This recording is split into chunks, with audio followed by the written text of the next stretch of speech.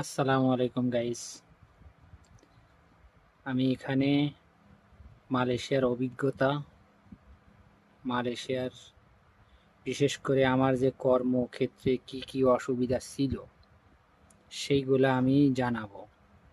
এইটা হচ্ছে পর্ব 1। 1 নাম্বার পর্ব এখন থেকে পার্ট টু পার্ট আমি দিয়ে যাব। তাতে অনেক পার্ট আছে যেগুলো আপনারা জানলে অভিজ্ঞতা হবে যারা মালয়েশিয়াতে আসবেন। এই ফুল ভিডিও পেতে আপনারা লিঙ্ক দিয়ে থাকবে, এই লিঙ্কে চাপ দিয়ে আপনারা ইউটিউবে দেখবেন। ফেসবুকে এখানে আমার লিঙ্ক দেওয়া থাকবে। এরপর কথা হচ্ছে, আমি আমার একটা অভিজ্ঞতা বলি। আমি যখন মালয়েশিয়াতে আসছিলাম,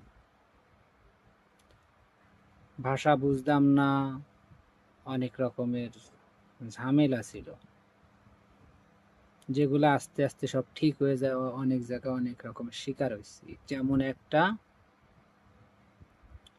একটা জায়গায় একটা লোক অ্যাক্সিডেন্ট করে মারা যায়, পানিতে পড়ে যে লোকটা মারা যায়। মারা গেলে সেখানে আমি আর আমার শাহাবুল নামে একটা বন্ধু, আমরা ওখানে উপস্থিত হই। আমাদের ডিউটি শেষে, কোম্পানির ডিউটি শেষে আমরা সেখানে যাই। যাওয়ার পথে দেখি যে একটা লোক মারা গেছে। সেখানে আমরা উপস্থিত হয়ে দেখি যে কিভাবে কি হলো, একটু দেখে যাই। যেহেতু মারা গেছে, আমাদের তো এই একই পথে যেতে হবে। কিন্তু সেখানে দেখে আমরা একটু পরেই চলে গেছি।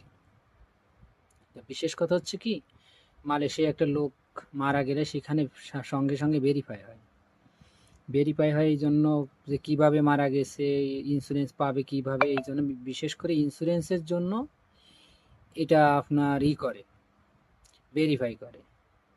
এখন ওখানে যখন ভেরিফাই করতে আসছে, তখন আমাদের কোম্পানিতে যারা আমরা চাকরি করতাম তারা ওখানে ছিল, একসঙ্গে এই দেশের মানুষ কিছু ছিল। তো ওখানে যখন আসছে, কয়েকজনের সাক্ষী দিছে যে লাশ কে উঠাইছে, বাঙ্গালা উঠাইছে। আমরা বাঙালি, আমরা দুইজন, আমাদের দুইজনের নমুনা দিয়ে দিছে যে এইভাবে এইভাবে আমরা উঠাইছি। তো এরকমের শুনছে, শুনে ওরা চলে গেছে। পরবর্তীতে শুনি যে আমরা নাকি ওই পানিতে পড়ে গেছিল গাড়ি নিয়ে, এইটা আমরা উঠেছি, আমাদের হতো তবে আমরা কেন উঠেছি, কি বিভিন্ন আর কি ঝামেলা। তো এই একটা মনে করেন যে আমার প্রথম ধাপ এই একটাই। এরকম আরো ভয়াবহ দুটো জিনিস আছে। যেমন আরো একটা বলি, কিছুদিন আগেই একটা জায়গায় আগুন লেগেছে। আমি আর আমার সাথে একজন গেছিলাম।